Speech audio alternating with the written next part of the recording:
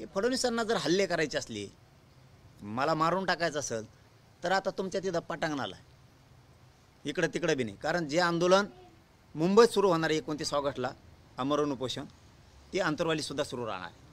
हे पण विशेष करून सांगतो, इथंसुद्धा सुरू राहणार आहे आणि ते मुंबईतसुद्धा सुरू राहणार आहे. हल्ला करायचा आहे, मला मारायचं आहे, काय करायचं आहे, आता दारातच देवेंद्र फडणवीस साहेब तुमच्या.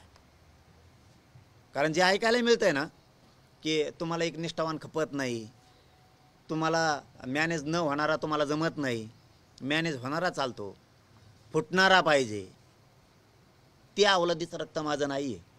आता दारात हे तुमच्या. तुम्हाला काय हल्ला करायचा आहे, का गोळ्या घालायच्या आहेत, का मारायचं आहे, ते आता मिस्ती दे 29 ऑगस्टला. आता जे करायचं ते तुम्ही करा तिथं.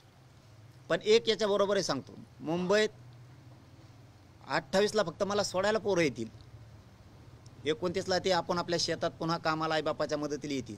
पण जर माझ्या एकाही पोराला धक्का लागला तिथं, नुसतं खर्चटलं बी, तरी महाराष्ट्रात तुमच्या सरकारमधला एक बी आमदार, खासदार आणि मंत्री त्याला घराच्या बाहेरसुद्धा आम्ही निघून देणार. हे सुद्धा तुम्ही लक्षात ठेवा. एकाला जर खर्चटलं तर सरकारमधला मंत्री बी नाही राहत, मग आमदार बी नाही राहत आणि खासदार बी नाही राहत. माझ्या पोराला कुठेही खर्चातला कामा नाही, कारण ती मुंबई आमची सुद्धा आहे.